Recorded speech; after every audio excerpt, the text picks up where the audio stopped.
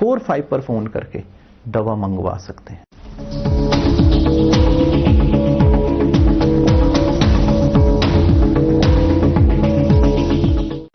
नमस्कार, बुलेटिन लेकर मैं हूं आपके साथ संदीप निरंजन। सरकार खबरों का रुख कर लेते हैं। संसद का बजट सत्र शुरू हो चुका है, जहां आज केंद्रीय वित्त मंत्री निर्मला सीतारमण ने संसद में केंद्रीय बजट 2026-27 पेश किया।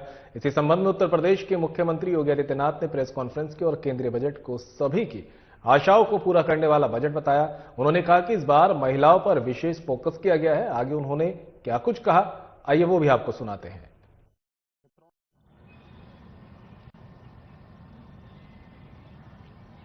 दुनिया का सबसे बड़ा लोकतंत्र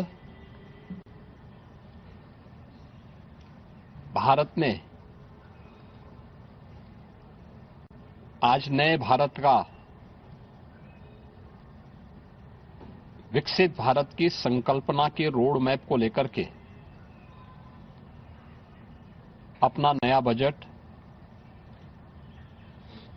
देशवासियों के सामने प्रस्तुत किया है।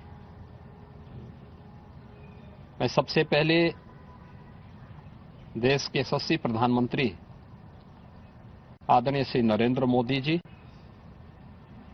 के प्रति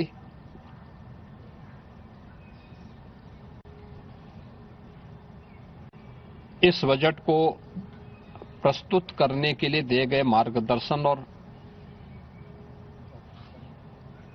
उनके निर्णायक नेतृत्व के लिए हृदय से आभार व्यक्त करता हूं। मैं इस बजट को प्रस्तुत करने के लिए केंद्रीय वित्त मंत्री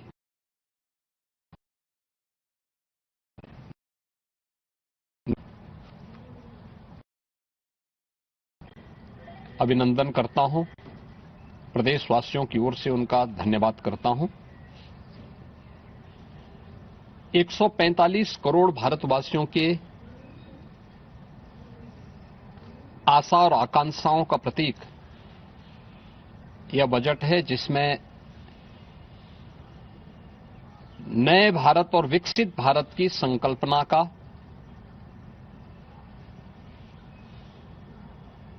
दृष्टि स्पष्ट दिखाई देती है। 12 लाख करोड़ रुपए से अधिक की पूंजी कैपिटल एक्सपेंडिचर के लिए, एक सुदृढ़ इंफ्रास्ट्रक्चर के लिए बजट में प्रावधान करना,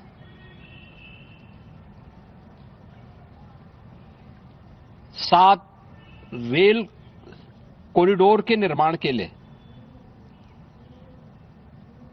प्रावधान करना, आयुष सेक्टर को विकसित करने के लिए और हेल्थ सेक्टर को मजबूती करने के साथ साथ आम नागरिक के लिए और खासतौर पर उसमें भी महिलाओं पर केंद्रित करते हुए उस पर जोर देना, हर जनपद में महिलाओं के लिए,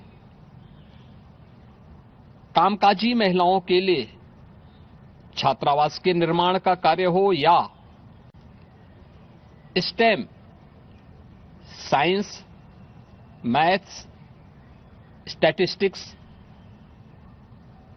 और इमर्जिंग टेक्नोलॉजी से जुड़े हुए छात्रावास के निर्माण के लिए सहयोग करने का, युवाओं के सपने को एक नई उड़ान देने के लिए उनके लिए बेहतरीन इंफ्रास्ट्रक्चर से युक्त सुविधाएं उपलब्ध कराने के लिए ऐसे हॉस्टल के निर्माण का कार्य हो, नौजवानों के लिए हर एक सेक्टर में अवसर उपलब्ध हो, यह सबके साथ साथ जो व्यापक रिफॉर्म के साथ अलग अलग सेक्टर में रिफॉर्म को लेकर के जो बजट प्रस्तुत किया गया है, यह आम नागरिकों के जीवन को सहज और सरल बनाने में मदद करेगा। भारत की अर्थव्यवस्था को तेजी के साथ आगे बढ़ाने में यह बजट मददगार साबित होगा।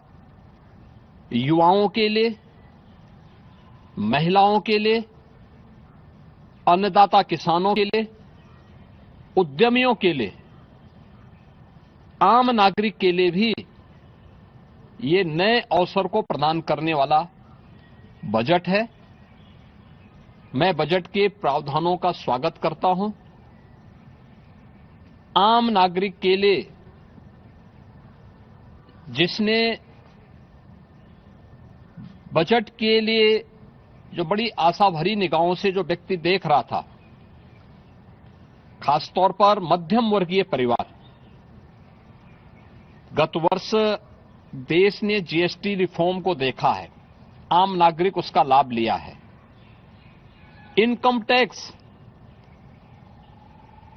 एक्ट को अप्रैल से लागू करने की घोषणा, उसको सरलीकृत करने, हर व्यक्ति आसानी से अपने रिटर्न को भर सके, इस दिशा में उठाया गया कदम भी स्वागत योग्य है, जिससे अधिक से अधिक व्यक्ति इनकम टैक्स की तरफ आकर्षित होगा और इनकम टैक्स का अपना रिटर्न भरने के लिए आकर्षित होकर के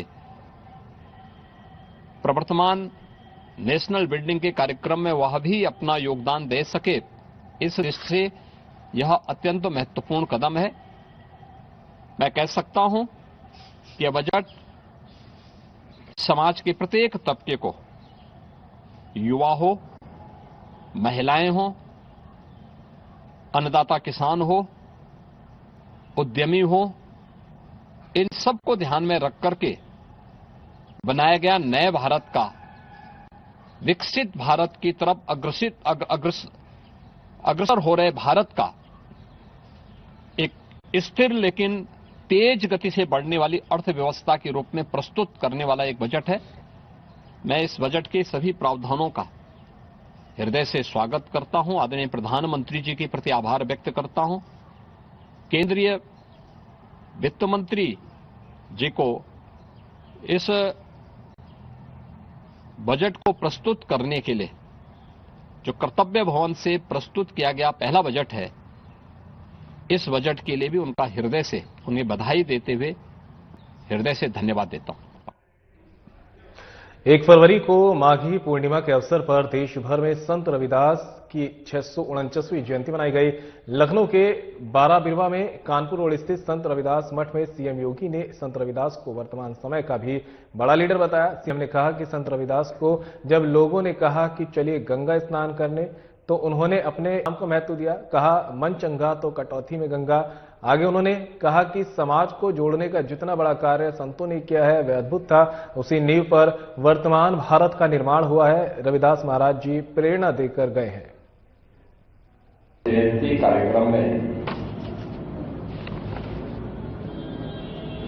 समारोह में उपस्थित प्रदेश सरकार में मंत्रिमंडल के मेरे वरिष्ठ सहयोगी,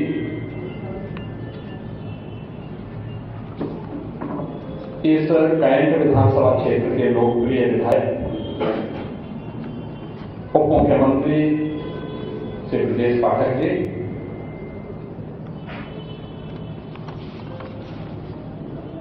विधान परिषद सदस्य श्री लालजी प्रसाद निर्मल जी, माननीय विधायक श्री अमरेश कुमार जी, भारतीय जनता पार्टी के महानगर के अध्यक्ष श्री आनंद द्विवेदी जी, सदस्य अल्पसंख्यक आयोग सरदार प्रविंदर सिंह जी, रविदास सेवा समिति के अध्यक्ष पूर्व आईपीएस श्री हरीश चंद जी, महामंत्री संतोष कुमार जी, राकेश कुमार जी, आज के इस कार्यक्रम में उपस्थित रविदास सेवा समिति के सभी पदाधिकारीगण और उपस्थित बहनों और भाइयों, आज माघी पूर्णिमा है। संत शिरोमणि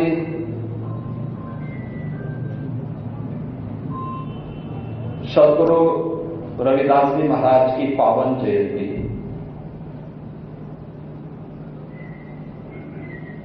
आज से 649 वर्ष पूर्व उनका प्रकटीकरण काशी के शीर गोवर्धन में हुआ था।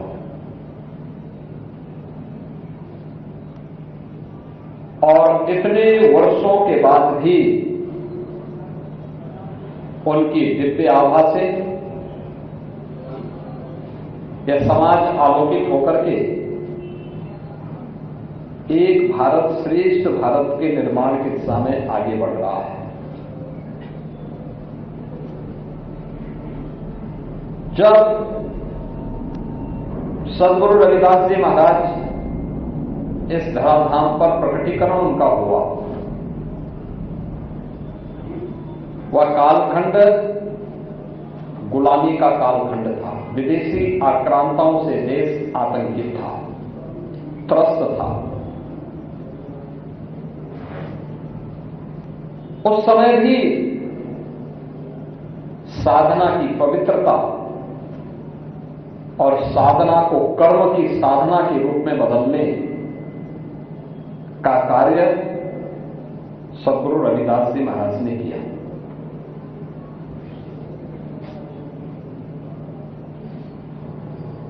उन्होंने प्रत्येक नागरिक को वैष्णव परंपरा के अनुरूप जिस उपासना के लिए प्रेरित किया, वह जीवन में कर्म की प्रधानता को महत्व देता है, मन की शुद्धता को महत्व देता है, लोक कल्याण के प्रति प्रत्येक नागरिक को आग्रही बनाता है। उनका स्पष्ट कहना था,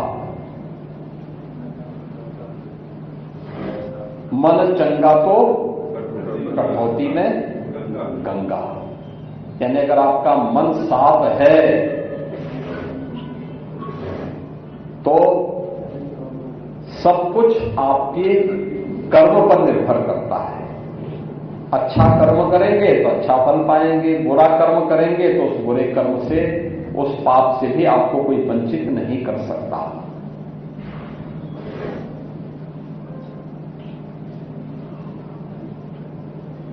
संत रामानंद जी से दीक्षा प्राप्त करने के बाद उन्होंने अपनी कर्म की साधना के माध्यम से लोक कल्याण का मार्ग प्रशस्त किया। जो लोग आरोप लगाते हैं कि समाज में भेदभाव था, आप याद करिए ना, जगत गुरु रामानंदाचार्य मध्यकाल में उन्होंने 12 शिष्य बनाए, 12 अलग अलग जातियों से थे, अलग अलग जातियों से।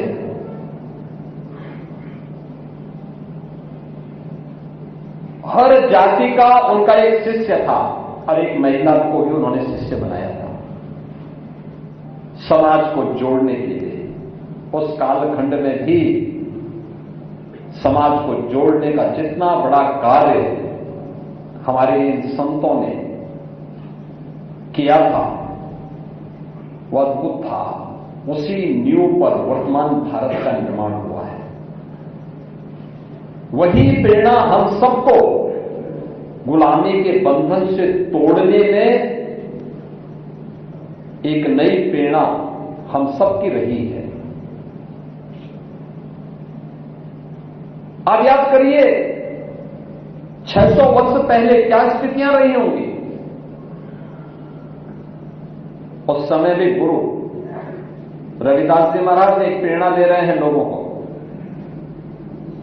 उनकी प्रेरणा क्या है? राज होना चाहिए जहां पे सबको अन्न, भूखों न सोए, हर व्यक्ति को सम्मानजनक जीवन जीने के लिए अवसर मिल सके। सद्गुरु रविदास जी महाराज ने 600 वर्ष पहले ये वाणी तो कही, ये उपदेश तो दिए, लेकिन संत की वाणी कभी व्यर्थ नहीं होती, वृथा न जाए देव ऋषि वाणी, और यही हुआ। हो सकता है मुगलों ने बुलाया हो, ब्रिटिशर ने बुला दिया हो, आजादी के बाद में विभिन्न सरकारों ने बुला दिया हो, लेकिन जब मोदी जी की सरकार बनी 2014 में,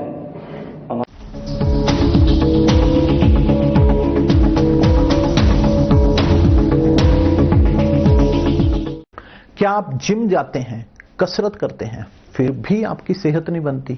काजू बादाम किशमिश मेवे प्रोटीन के डिब्बे खाते हैं, फिर भी कुछ असर नहीं होता? तो इसका मतलब है आपका पाचन तंत्र खराब है। और जब तक के पाचन तंत्र दुरुस्त नहीं होगा, आप जितना मर्जी अच्छे से अच्छा खा लो, आपकी सेहत नहीं बन सकती। इसलिए हमारी संस्था न्यासी आयुर्वेदा ने एक ऐसी दवा का निर्माण किया है जो कि आपके लिवर, आपके पाचन तंत्र को दुरुस्त करने का काम करती है, ताकि आप जो भी खाएं उसका पूरे का पूरा निचोड़ आपके शरीर को लगे, आपकी भूख बढ़े, खाया पिया सही से लगे, नया खून बने, हड्डियों में जान आए, वजन बढ़े और आप मोटे तगड़े खूबसूरत पर्सनैलिटी के मालिक बन जाएं। सिर्फ 655 रुपए की पूरे 1 महीने की दवा होती है और आप इसे घर बैठे 011-45454545 पर फोन करके दवा मंगवा सकते हैं।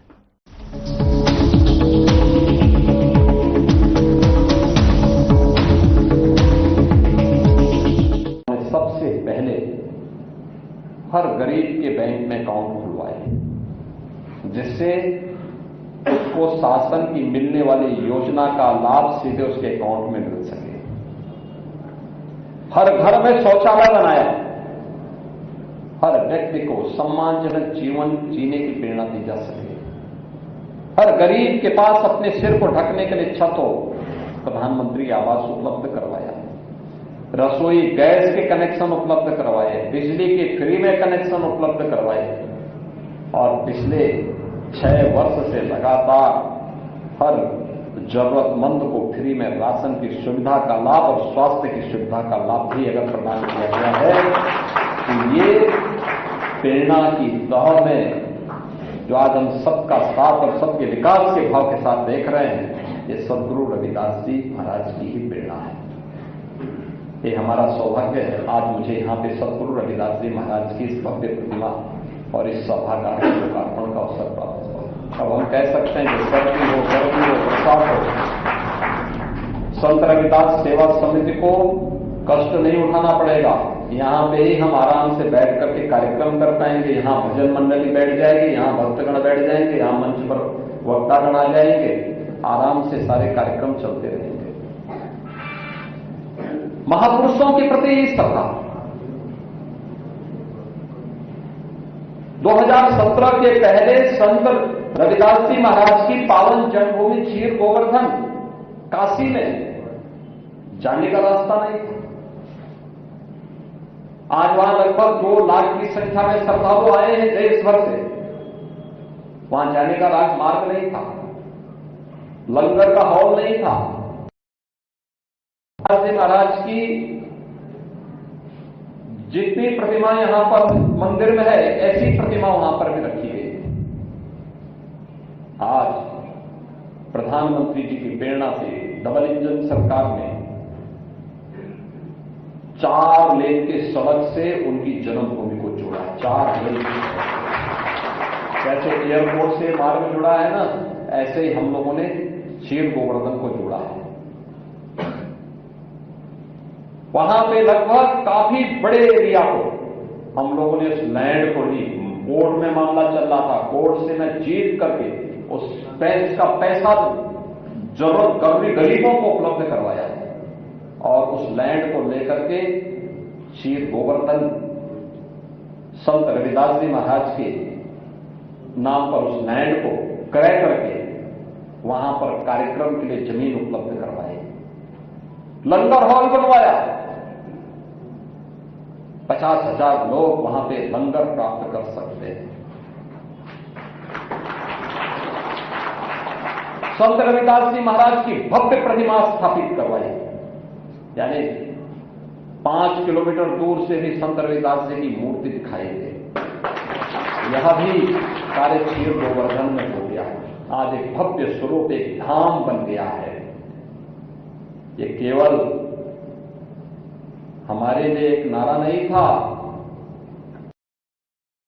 रविदास जी महाराज की प्रेरणा के प्रति कृतज्ञता ज्ञापित करने का हमारे पास एक माध्यम भी था, जो डबल इंजन की भारतीय जनता पार्टी की सरकार ने सद्गुरु रविदास जी महाराज के प्रति काशी में करके दिखाया। और आज मुझे प्रसन्नता है कि यहां पर मुझे इस कार्यक्रम के साथ जुड़ने का अवसर प्राप्त हुआ है। यह हमारा प्रयास होना चाहिए अपने महापुरुषों के प्रति, अपने संतों के प्रति यही श्रद्धा और आदर का भाव हम सबके मन में हो। विभाजनकारी ताकतें बांटेगी, हमें गुलामी के कालखंड को स्मरण करते हुए उन्हें फिर से सिर उठाने का अवसर नहीं देना है, नहीं देना है। एकजुट होकर के, मिलकर के समाज की संरचना को मजबूत करते हुए आगे बढ़ना है। और ये हमारी एकता, हमारे इन पूज्य संतों की उस दिव्य साधना और उससे प्राप्त सिद्धि का प्रतिफल इस देश को देगी। इस देश की एकता के लिए, इसकी संप्रभुता के लिए हम सबको मिलकर के काम करना होगा, एकजुट होकर के काम करना होगा। यही सद्गुरु रविदास जी महाराज की प्रेरणा है। आज यहां पर भी काम हुआ है। प्रदेश भर में जहां कहीं भी कोई भी ऐसा धर्मस्थल है सनातन धर्म से जुड़ा हुआ है, महर्षि वाल्मीकि जी के लालापुर का मामला हो, संत तुलसीदास जी का राजापुर का मामला हो, चित्रकूट हो, मां विंध्यवासिनी धाम हो, अयोध्या धाम हो, नैमिषारण्य हो, सुख तीर्थ हो, या मथुरा वृंदावन, या फिर भगवान बुद्ध से जुड़े हुए बौद्ध सर्किट, इन सब के पुनरुद्धार के लिए सरकार कार्य कर रही है। लगभग 1200-1500 ऐसे स्थान हैं जिनके पुनरुद्धार के कार्य को जैसे यहां पर कार्य हुआ है ऐसे ही कार्य हर प्रदेश के हर जनपद में बिना भेदभाव के किए गए, क्योंकि मोदी जी की प्रेरणा है सबका साथ और सबका विकास, सबका विश्वास, सबका प्रयास, सबके प्रयास से सबके विश्वास को अर्जित करते हुए आगे बढ़ना है। और वही प्रेरणा आज यहां पर इस रूप में हम सबको देखने को मिल रही है। आज माघी पूर्णिमा है, प्रयागराज में भी बहुत भीड़ है। यानी प्रातः में 10 बजे देख रहा था 1 करोड़ श्रद्धालु तब तक त्रिवेणी में स्नान कर चुका है।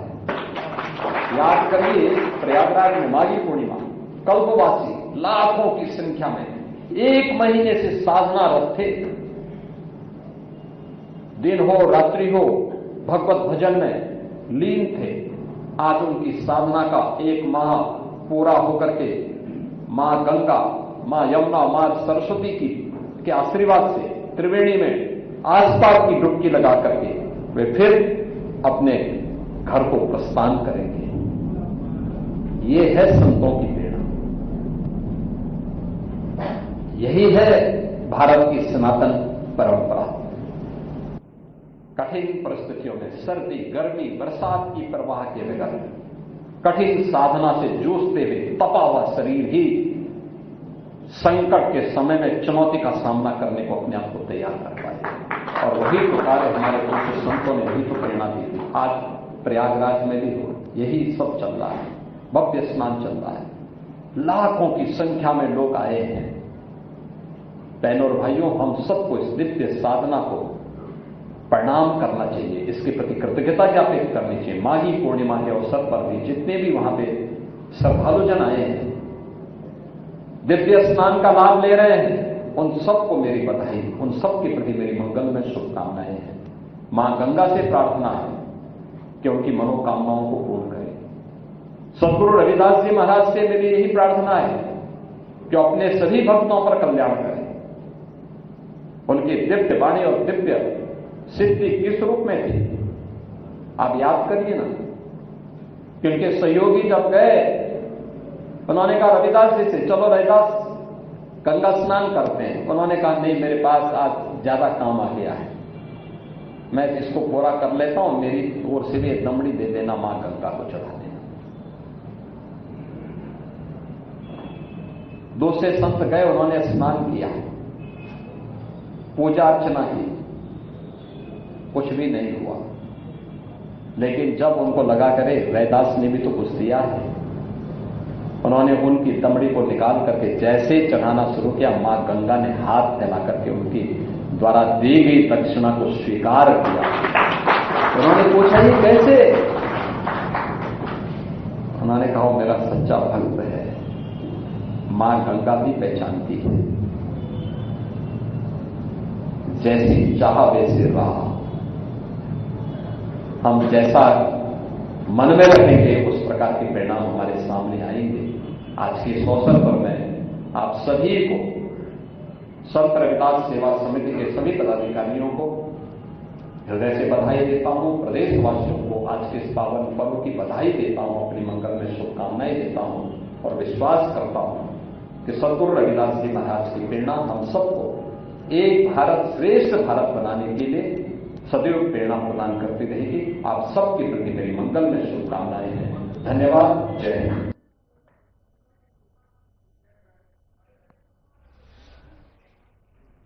और फिलहाल बुलेटिन में मेरे साथ इतना ही, दीजिए इजाजत। नमस्कार।